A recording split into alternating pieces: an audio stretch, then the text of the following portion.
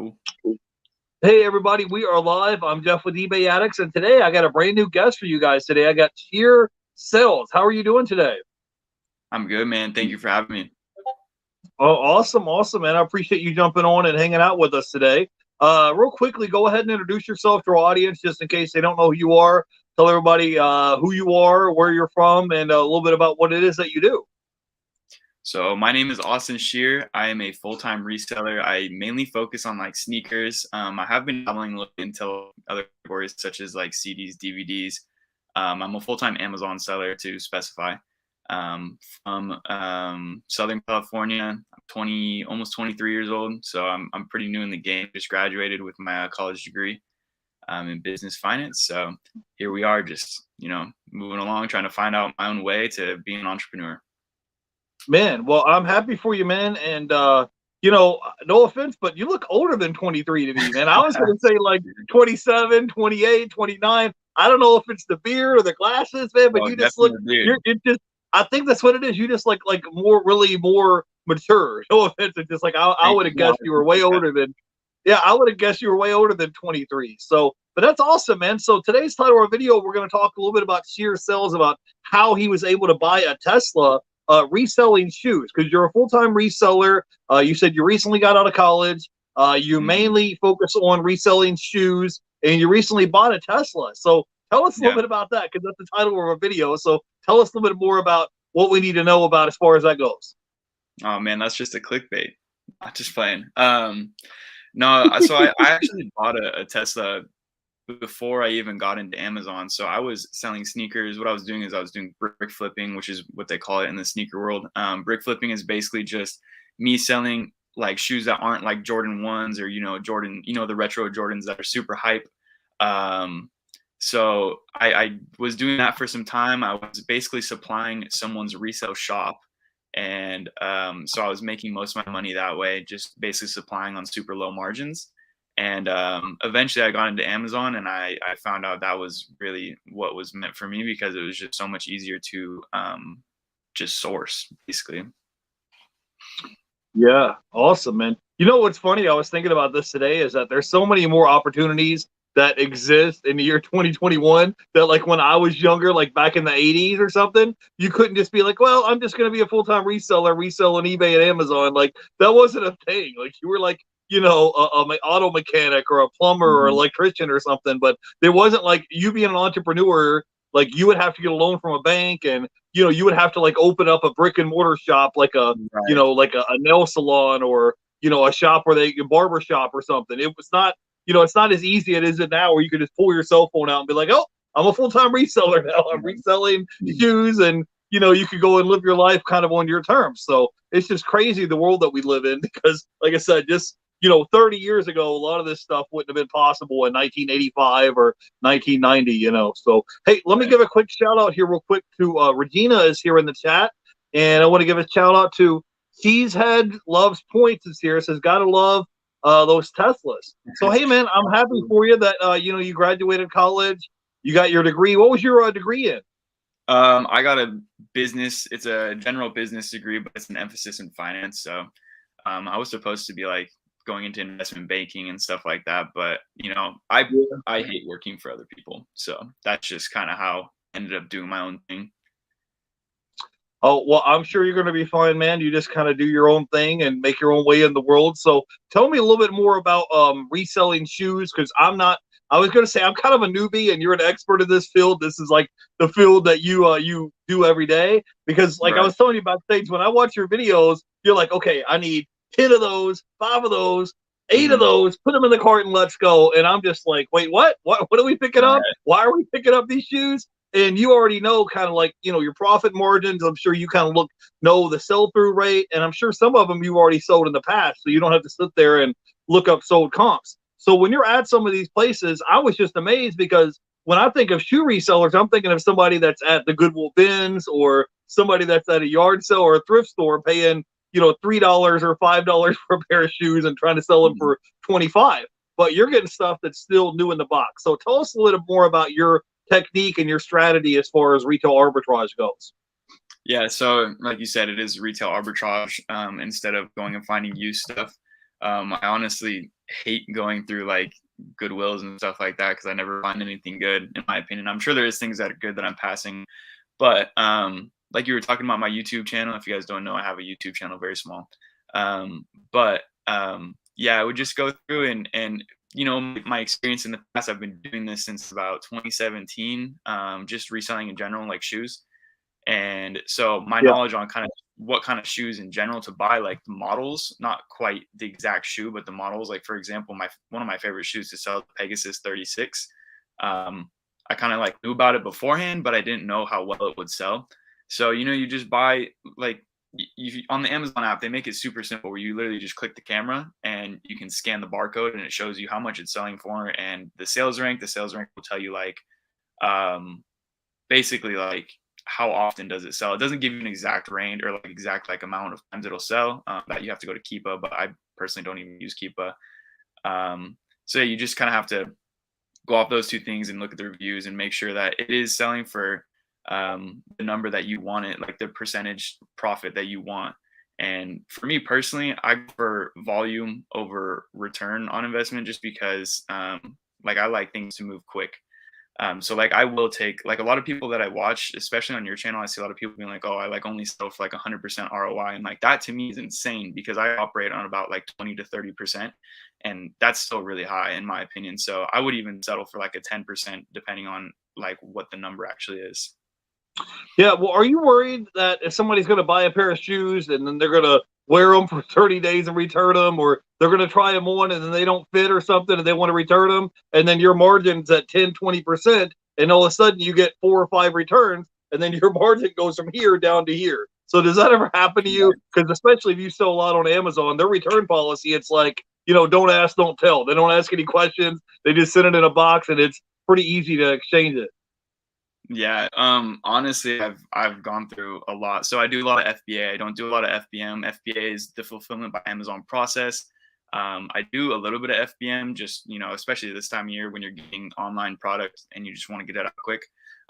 Fulfillment by merchant versus fulfillment by Amazon. Amazon takes care of everything with the FBA, and then fulfillment by merchant is clearly like the person who's selling it takes care of everything.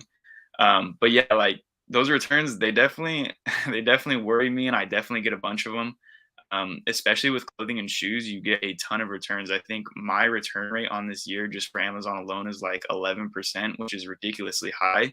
And I know on eBay, like I'm sure you're like 1% maybe, like it's super low.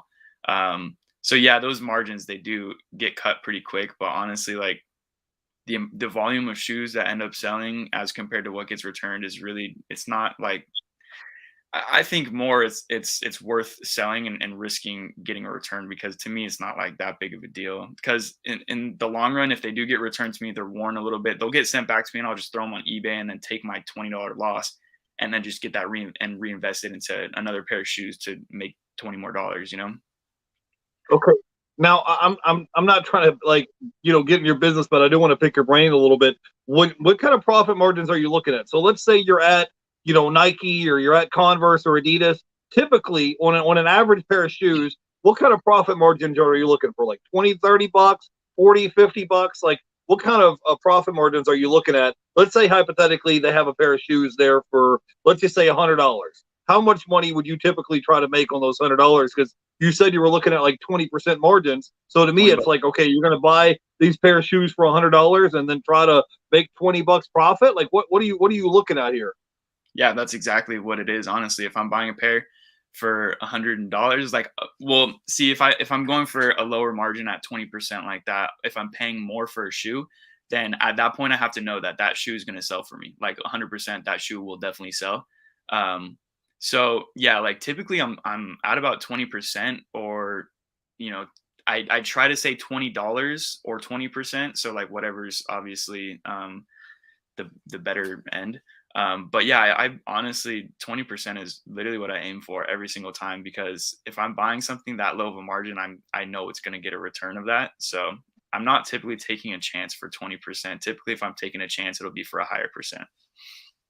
Okay, well, I'm just curious because, like, let's say 20%, and someone's like, "Oh, you made $20 profit." It doesn't sound like a lot, but you'll find a hot selling item, and you'll say, "Okay, I'm going to buy 10 pairs of these at size 10." So even if Right. you only made $20 profit or 25, let's just say hypothetically it's $20 profit. So $20 doesn't sound like a lot, but you bought 10 of them. So now you're making $200 profit. And dude, you were in and out of the store in like 5 minutes, literally. Like Exactly. it would take me longer to actually wait in line to check out than it is for you to actually sit there, find out which ones you want, and then you're already ready to go and you're on to the next store. So, hey, we got a bunch of questions and stuff in the chat. So let me say hey to a few people. I want to give a shout out here to Wendy is here in the chat. Paul Philly Flipper was here in the chat. We have a question here. It says, how hard is it now to these days to get ungated in shoes? So if Mm. somebody wants to resell shoes on Amazon, do you have any tips or tricks or advice to help them get ungated in the shoe category? Obviously, that's some information that can't be stated, but there are some shoes that you can sell immediately on Amazon. I don't know the brand specifically, but I'm sure that there are some shoes that you can sell immediately. When it comes to the bigger brands like Nike, Adidas, Converse, etc., there's obviously loopholes that you can get around to being able to sell them immediately. But there's also, I know, ways that you can sell a ton of products. Like I know a lot of people start with books and then get your reputation up, and then eventually once you get your reputation up, then you're just going to be auto ungated and everything.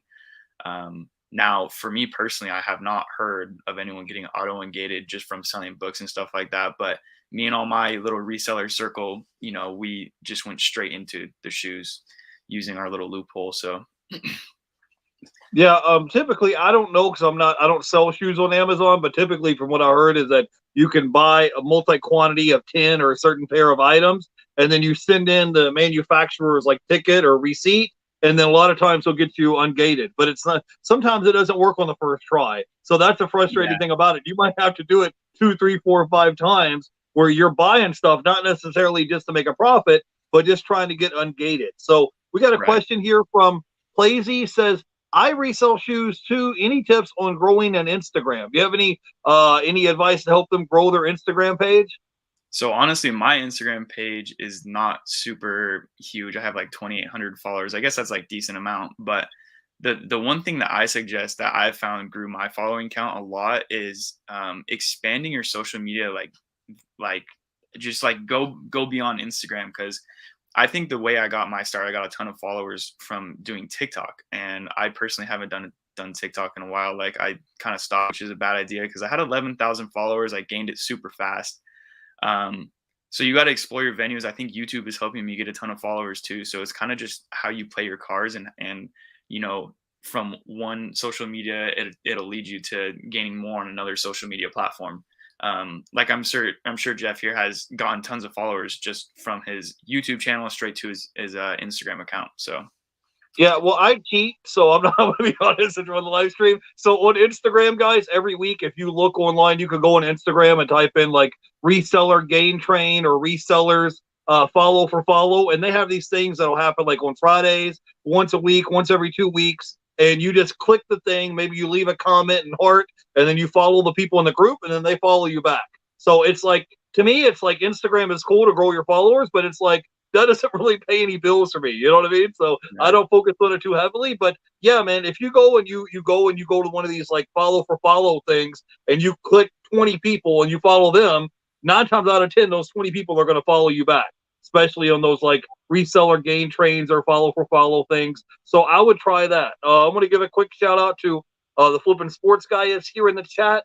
And we have a question here. It says, how do I learn to start in this category? So if someone wants to learn in this category, they want to learn a little bit more about reselling shoes in general. Do you have any advice or suggestions or recommendations on what we should do? If you're a newbie beginner reseller and I want to get into the shoe reselling game, where do you advise that I start? Because you don't want to go in and start rolling the dice and spending a lot of money if you don't know what you're doing yet, right? You need to kind of get an idea of profit margins, sales rank, sell through rate. I mean, these things are all important. So what would you recommend if somebody is in your shoes where you were in 2016, 2017, and they're just getting started? Honestly, the way I started was very small. I only went for the release shoes, so like the hype shoes that are going to return a crazy amount, like, Off-White and Nike, they had a collab. My first ever shoe bought was a Nike and Off-White Vapor Max, which I bought. Actually, my sister bought it. I paid her an extra 100 on top. I gave her like $350 for them, and I still flipped them for 600. So my advice is really just to start small, start with the releases, just so you can get your knowledge up. And then once you can kind of expand your, revenue, you can start going to like Nike and Adidas and stuff, and you can start finding like quick flips to do on like, if you've ever heard of the app StockX or Goat, those are great apps to start on because there is no restrictions on starting to sell. So those are like two of my favorite starting apps. And then obviously eBay, you don't have to do anything. And you know that the new the new fees that they have are like no fees for shoes over $100. So that is insanely good to start out on there. So yeah, like Nike outlets are awesome. I know you've had a guest on here. I think his name was Kevin, and he does like Ross and Marshalls flips and TJ Maxx and stuff like that. Those are awesome as well. So yeah, just like going to all of these and like kind of just finding the comps, and then once you can finally understand like what you're buying and why you're buying it, maybe then it's time to start, scaling up and going to the next level. So that's what it was for me. My next level was starting on Amazon to flip more and more. Okay, now I don't know if this is putting you on the spot, but what would you say if somebody doesn't have a lot of startup capital to invest? Because, dude, I see you sometimes and you're buying 10 pair of shoes, and these shoes may cost $100 a piece. So it's like, you're spending $2,000 sometime and 10 minutes in and out on buying shoes, right? So what would you say if someone doesn't have a lot of capital to invest to buy inventory to start out with? Like, where do they go about getting the capital to start out to invest in reselling shoes? Do you have any suggestions like that they should do on the side? Honestly, like for me, like I was a full-time college student when I started getting into this super heavily. So my way of getting other income to support my shoe reselling income was having a part-time job. And like honestly, that's the best way to do it until you are able to make it on your own. And then once I kind of got out of college, I started, understanding how to leverage my credit cards a lot more. And, I feel like that's just an absolutely insane way to make money is, hey, I may have like $20,000 in credit card debt, but I'm selling $30,000 worth of product in XYZ amount of time. So guess what? That's going to pay off my credit card debt and then $10,000 extra to go towards the next one. So just leveraging your credit card is what I found out to be the most like beneficial thing for me. Yeah, it's just the thing about it is when you're a full-time reseller, like, you have to have enough capital to reinvest back in your business the following month, and then you still have to Mhm. eat and pay your bills too. So, I Yeah. kind of agree with you. If you have some kind of part-time job or a side gig on the side where you can pay your cell phone bill, pay your rent, pay your car insurance, buy groceries, pay all your expenses, then you have another account or your reselling account, and you can kind of gradually reinvest your capital. It's not going to happen overnight, but if you gradually reinvest that capital, then slowly you're turning your $100 maybe into $1,000, and then maybe over Hmm. a period of time you're turning your $1,000 maybe into $5,000. It's Yeah. not something that's going to happen like overnight, but over a longer period of time, because maybe you don't need to touch that capital because you have another stream of income to live off of. Hmm. So, what platform would you say that you resell the most on? Because I know you said Goat and StockX and eBay and Amazon. Where would you say you probably get the majority of your sales on? So I actually just started Amazon in March, and it was very low scale, but that has easily become my most profitable and the platform I use the absolute most. I put the most time into it, just because of the sheer volume that it has. That like obviously Amazon is the biggest e-commerce website in the world. Like there's no going wrong with that. I don't care how many fees they take; they have an insane customer base. So for me, yeah, it's been Amazon for basically this whole year. I was doing a lot of outside selling, like I was saying earlier in the video. I was selling to a guy who would purchase for his store and then resell them for hire. I don't know if you guys have heard of those, like resale shops and stuff like that. But yeah, he was purchasing a lot of my inventory at the time. And then I was doing a little bit of brick flipping, which is for StockX and Go and eBay. But yeah, definitely Amazon. Okay, we got a quick question from the chat. Says, with Nike store buying limits, does that hurt you? And then I wanted to talk about Amazon has a limit as well on how many items you can send into Amazon FBA. So do you mind touching on those two things real quick? So the Nike buying limits, like, yeah, they hurt, but at the same time, like, am I really gonna go into the store and buy 60 pairs of the same exact shoe. Like, no, probably not. Their limit is 5 per SKU, which is basically 5 of the same colorway, same shoe. You can get 5 of each of them, and then you can get up to 30 pairs. So basically 6 different SKUs, 30 pairs total. Um, no, it doesn't. It doesn't really affect me very much, just because I hardly ever even buy 30 pairs of shoes. I hardly even find 30 pairs of shoes to even buy. Like, yeah, if I find a cool shoe, like for example, I was talking about the Pegasus 36 earlier. Like, yeah, if I found 30 pairs of those, 60 pairs of those, I would love to buy the 60 pairs of those. But I mean, they're not going to let me. And honestly, that's fine because I don't want to be broke immediately. So it's totally fine. So no, like the Nike store buying limits, they don't hurt you too much. All right, and you have any issues with the Amazon restock limits? Does that really affect your business? I mean, because I know over time you can get it to go up, but I mean, you haven't like hit the ceiling yet. No, I don't even think I'm very close to hitting the ceiling. Like I do a lot of volume, but I think my velocity is just so high that it doesn't really affect me so much because I'm not buying something that I know is going to sit there for a year, at least not on purpose, you know. I'm Yeah. buying things that I'm going to send in and I want them to send, or I want them to sell within the week. So the Amazon limits, like, no, not, I think for me, my limit is like 3,000 units or something like that. And that's just far beyond what I even have right now as far as clothing and shoes. So no, it doesn't affect me. All right, cool. I wanted to give a quick shout out here to the ATL Flippers that's here in the chat. Just wanted to give them a quick shout out. So, hey, man, awesome. Tell me, like, what would be your top 3 tips or piece of advice to help somebody out if they wanted to be a reseller in general, or maybe they wanted to specifically be a shoe reseller? What would be, and they're doing it part time on the side, and maybe they one day want to become a full time reseller. What would you tell them? What would be like your top 3 tips or piece of advice to help them along the way? Maybe they just want to make a full time income from reselling. Honestly, my number one tip is just to go and do it. Like a lot of people, you're just gonna like think about doing it the whole time, right? And you're gonna think about wanting to go full time, thinking about wanting to do all this. But honestly, just go out and do it. You got to take risks sometimes. And I mean, it's a lot easier for me to say since I am 22 years old. Like it's way easier for me because I have a lot of life left and I have a lot of, you know, stuff ahead of me. But you just got to take that risk sometimes. Like I personally, I came out of college having a full-time offer to work at Amazon as a building manager, like something like that. They were offering me a big salary. They're offering me 70K a year, and I declined it because I was like, no, I think I can do better on my own. Really? Yeah, yeah. So they offered it straight out of college, you know, full benefits, full pay, like salary. But you know, I like I said earlier, I do not want to be taking orders from other people. Is like, just to me, that's just not how I want to work. I want to be able to work on my own time, do my own thing. So yeah, I mean, sometimes it just takes that risk. Like, yeah, I gave up a $70,000 salary job so that I can take a risk and do my own thing. Like, yes, I said it definitely helps that I'm young, and I knew that saying no to that job wasn't going to close me off from every single opportunity in the world. And I think that's how a lot of people need to take it, is that you saying no to your current job, or you saying that you want to take another step, like it's not going to close you off to other opportunities in the future. It might just open your eyes to something new.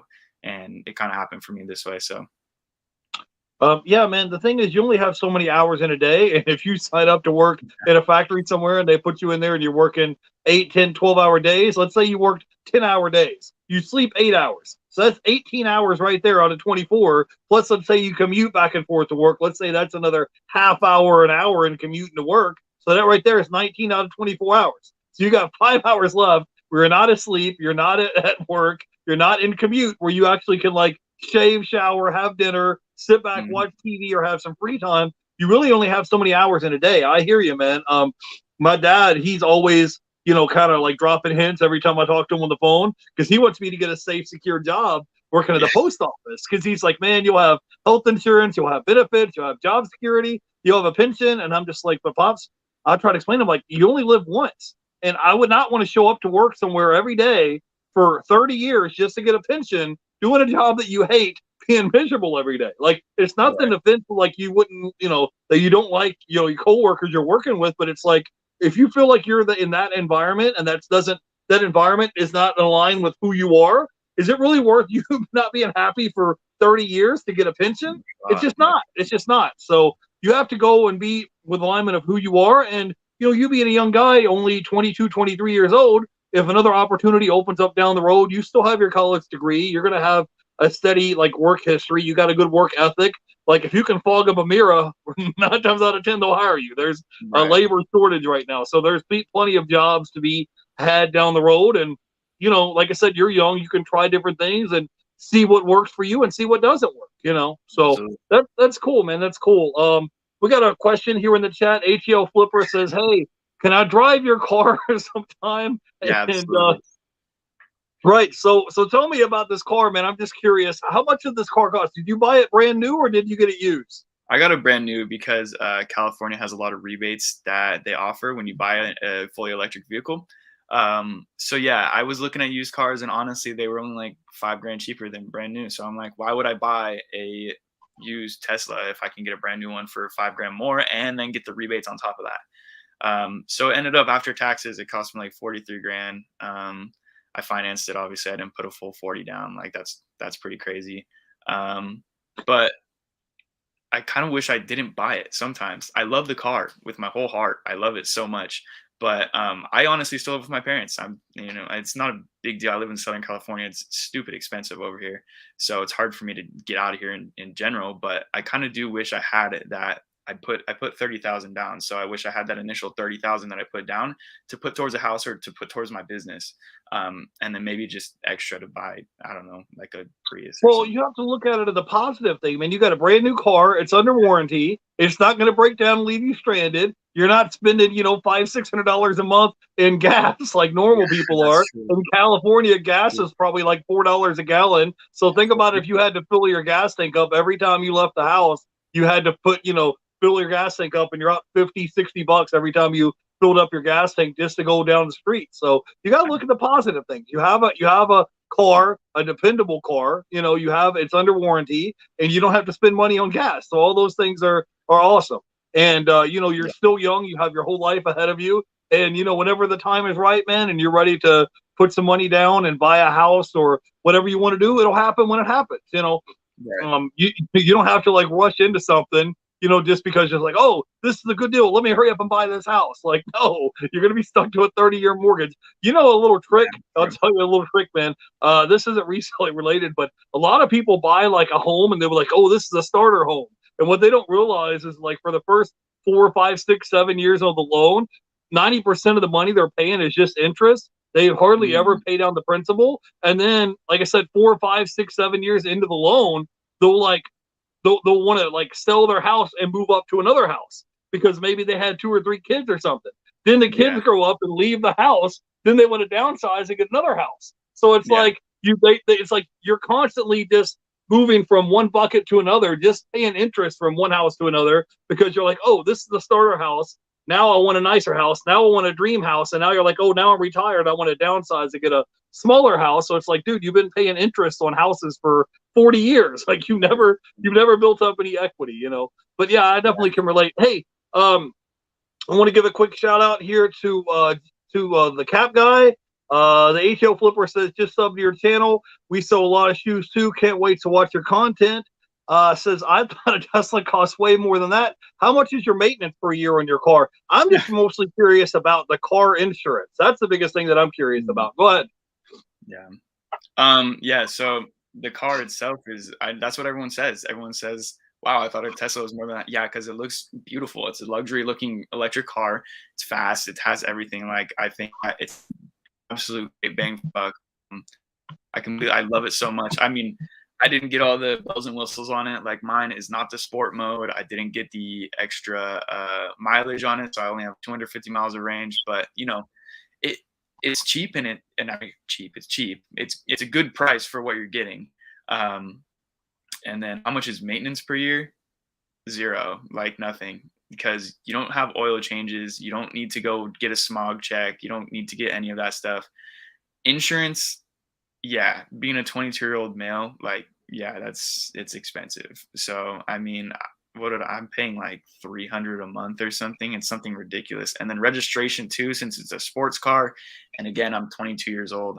I think I do have my mom on the title as well, just so I can kind of get it down a little bit.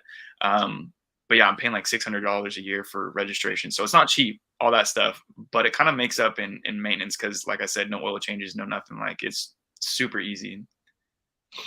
Yeah, man, when you have drive an electric car, there's less moving parts, so those are less parts that have to be maintained and have to replace. So we had a quick question that said, what are some of your reselling goals for 2022? So we're pretty much, this year's pretty much almost over. Santa Claus is coming to town, then it's going to be the New Year's. What are some of your goals that you have for next year with your YouTube channel and with reselling that you can tell us about? Anything that's like been declassified you can tell us about? I mean, nothing's really too classified with me, but this year I was not very close, but I was a good amount of the way towards 1 million in sales. So I definitely want that to happen next year. 1 million in sales is the number one goal for me. And then also my parents and I, we just went on a house together in Arizona. So we want to rent that out, and I want to be starting to make a little bit of passive income from Airbnb. That's another one of our goals. And then also my YouTube channel, obviously. I'd love to hit 1,000 followers like in the first couple months of 2022.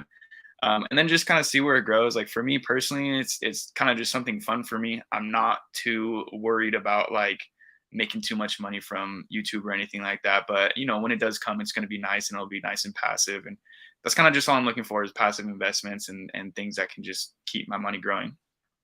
Bro, you're gonna be fine. I've seen some of your videos get 5,000 plus views, and it just seems like you just started YouTube recently, and you're gonna be fine, bro. You know, you remind me a lot of Phoenix Resells. You know who he is? You remind me a lot of him. I don't know, maybe it's just like the way that you look, but it's like you remind me a lot of them just talking to you. But hey man, you said you did close to $1 million in sales, and even if 20% of that was profit, you know, 1/5 of a million is still $200,000 that you probably netted in profit margin, and that's just rough estimate off the top of my head. So I mean, you don't have to be a math whiz to figure that out. So, Yeah. how much capital do you say that you reinvest back in your business, and how much of that do you say, okay, you pay yourself a certain salary, and it's okay, this is how much money with reselling that I need to reinvest in my business, and this is how much that I need to like pay my bills with. So can you talk to us a little bit about that real quick? See, for me, that's something I'm really bad at, and I need to get better at doing that. Just for like keeping myself accountable, helping my accountant, just everything. Personally, I really only pay myself like a couple thousand a month, and then that money really just goes straight into my investment accounts. I put money straight into my retirement, my Roth IRA, and then I put it into my personal. I have like a Webull brokerage that I just put money into, and I buy stocks and hold, and then that's literally all I've been doing. Just and then basically everything goes back into the business. Everything that I can put back in the business goes back in the business, because obviously, like I said, I live with my parents still, so I don't have a ton of bills to pay. I have a little bit to pay, but it's not like anything out of the ordinary. It's low compared to what most people have to pay. So a lot of that money just keeps going into reinvesting in myself, and so that I can continue to build up the business, and eventually make it out of this house, and go live somewhere else. Right. So I don't know if you can kind of give us a quick crash course. Now, if someone was like a bird on your shoulder and we followed you in some of these retail stores like Nike Outlet or Adidas or Converse or something, and let's say, we have a general knowledge of reselling, but as far as reselling shoes, you were saying earlier that sometimes you'll buy a pair of shoes and they're gone and sold within a week. So if you could kind of give us like a quick synopsis, or maybe like a quick I don't know what you would call, like a quick overview of what we need to be looking for. Because you said on Amazon you could kind of look at the sales rank, you could kind of look at keeper charts. Like, how do you know, like, okay, this is going to be a really good one to grab, and this one over here I need to pass? Because sometimes I look at shoes and they almost look identical to me. It's like one of them has a check mark here and another one has a check mark up here. So I'm like, Yeah. why is this one worth $100 and this one worth $50? Why does this one resell for $200 and this one resells for $60? I didn't understand. So Yeah. I'm not, you're going to have to kind of give us like a quick layman's terms or a quick overview of how you decide to pull the trigger or pass. So for me personally, like I'm so horrible, because I've been doing shoes, and just literally my brain has only been on shoes for the last 4 years, right? So I can literally go into public and just ID a shoe just off of someone's feet. Like I'll be like, oh, that's an Air Max, that's a whatever. So that's what's kind of funny about that. But like the general rule, especially this is just for Amazon. The general rule is you go in there, you open your phone, you scan the barcode, right? And you want to see, is that sales rank low? And in my head, low is not top 1% in shoes, because shoes has a total of like 16 million listings. That's just insane. Low to Right. me is 100,000 rank or lower, and then you want to look at the reviews and make sure it has at least some type of reviews. If there's no reviews, it's a little scary, but if it's under 100,000, then it's still probably fine. But for example, I think the Pegasus 36 now is like a 3,000 rank shoe with 2,000 reviews. If you see that, that means that shoe is gonna fly. Like that shoe is gonna, as soon as that hits the Amazon warehouses, it's gone. Um, and especially this time of year, it's even crazier. Never experienced it before, but this is my first time experiencing it. I love it.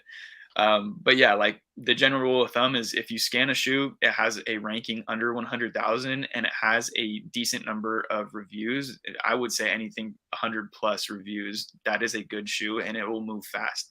And then I personally don't buy anything under about like 500,000 rank, because anywhere from 100,000 to 500,000 rank, that might take anywhere from a week to like 6 months to sell.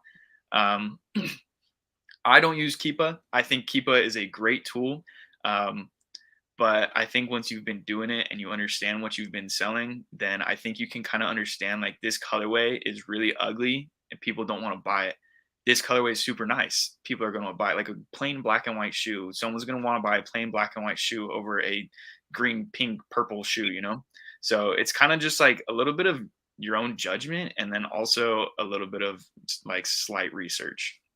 Okay, now there are certain shoe sizes we should look out for? Because like I saw your video and you're like, oh, these are like these fire red Jordans, but they're like size 15, like Yeah. pass. And then is there certain name brands that we should be on the lookout for? Because you make it look easy when you're out here doing retail arbitrage. I would be, lost, walking around trying to find out what's good and what's not. I'd be like, be like, somebody help me. Go ahead. Yeah. Tell us like certain name brands that we should be on the lookout for. Is there certain sizes? Because I know when I watched your video, you says like, oh, this is a size 10. This is more profitable than the other ones.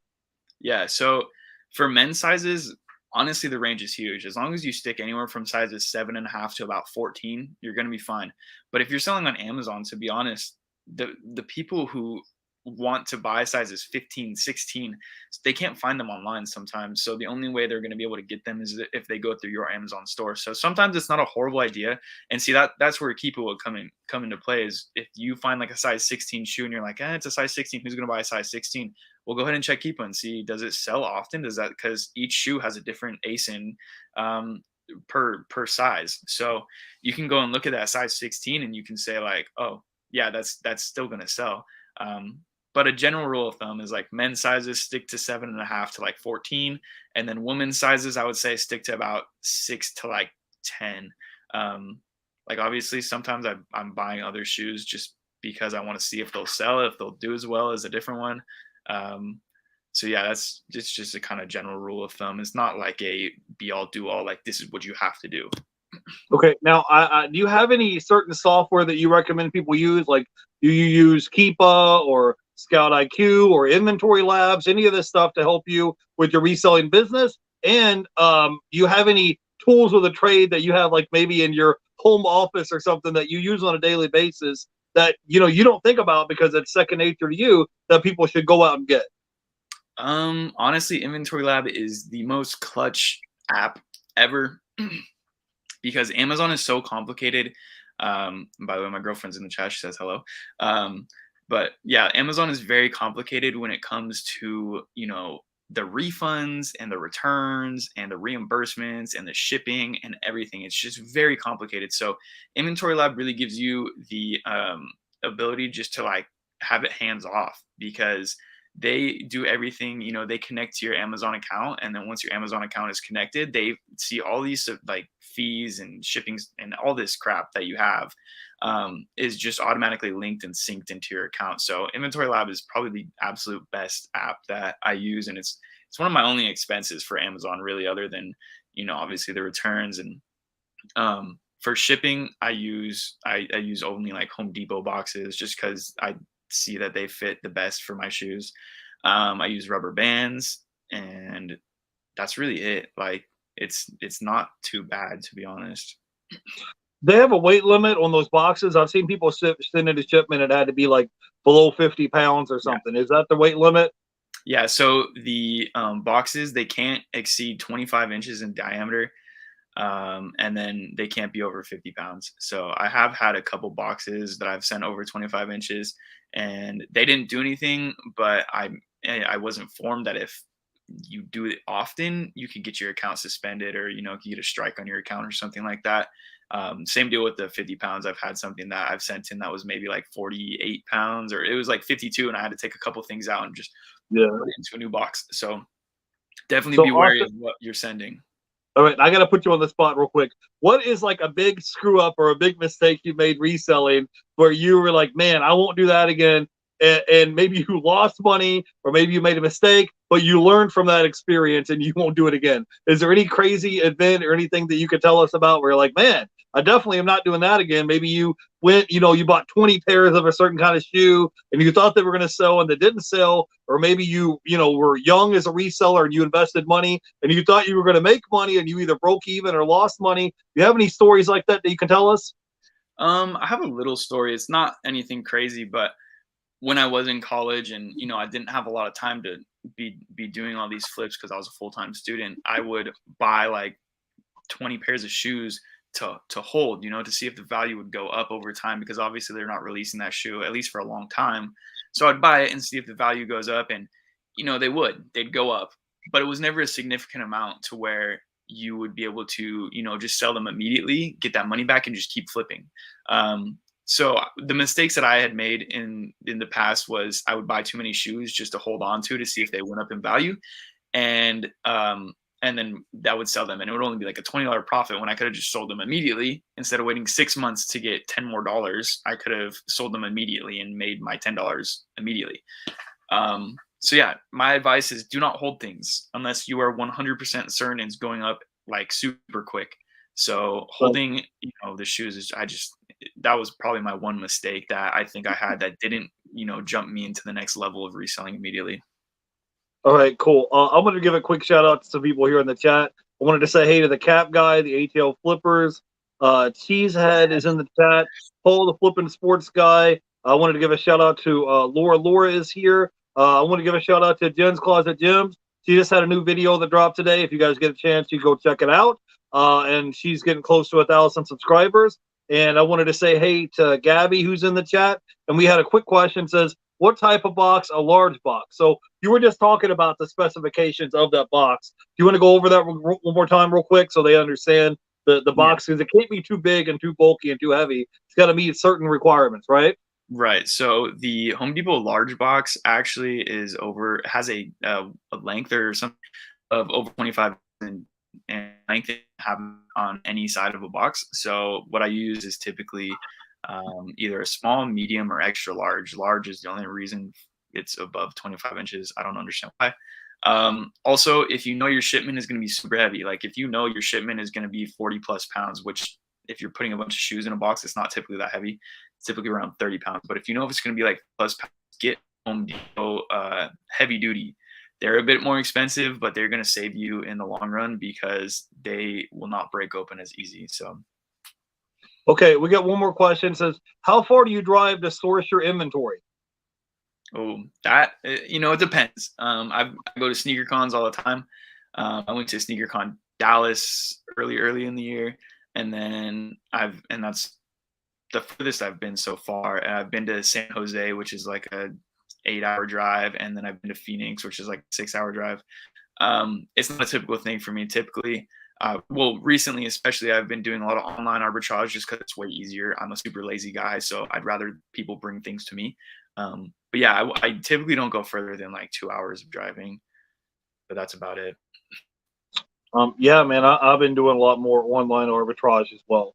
Hey, man, well, I appreciate you jumping on and hanging out with me. I told Austin that we were going to try to keep him between 30 minutes to 45 minutes on the live today. I'm going to try to be respectful of his time. But we greatly appreciate you jumping on and hanging out with me, man. And I think that your YouTube channel is going to take off. I mean, you have a small channel and you already have videos that are getting 5 and 10,000 views. And once you cross that 1,000 subscriber threshold, I think YouTube starts pushing your videos out more and starts recommending it to people. So tell everybody where they can go by and follow you on YouTube and Instagram. Let them know where they can go by and check you out at. Yeah, so I have it right here. I don't know how to get there, but it's right here, Shear Sales, on every platform. I'm mostly on Instagram. I post videos on YouTube every single Thursday at 10 a.m. Pacific time. And I am on TikTok as well, but I don't post as often. And yeah, those are the 3 that you guys can go and find me on. My eBay store is also, I think, Shear Sales. So if you guys are interested in seeing what's on eBay, which is not too much, it's not very exciting, it's also Shear Sales. So yeah, I just want to thank you everyone for tuning in and supporting. Yeah, for sure, man. Do you have any final thoughts or words of wisdom you could leave our audience with? Oh, leverage those credit cards. That's it.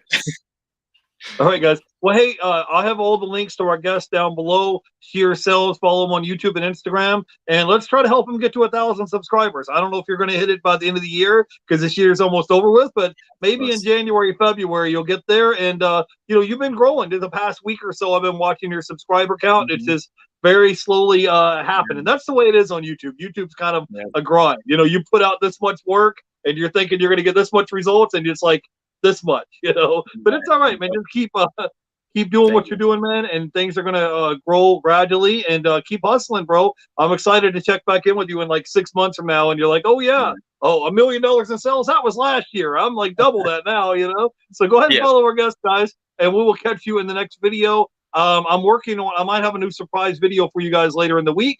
It's going to be kind of like a vlog style video. So just stay tuned. I will see you then. But till then, go ahead and follow our guests. We'll catch you guys in the next video. Catch you guys later. Bye, everybody. Thank you.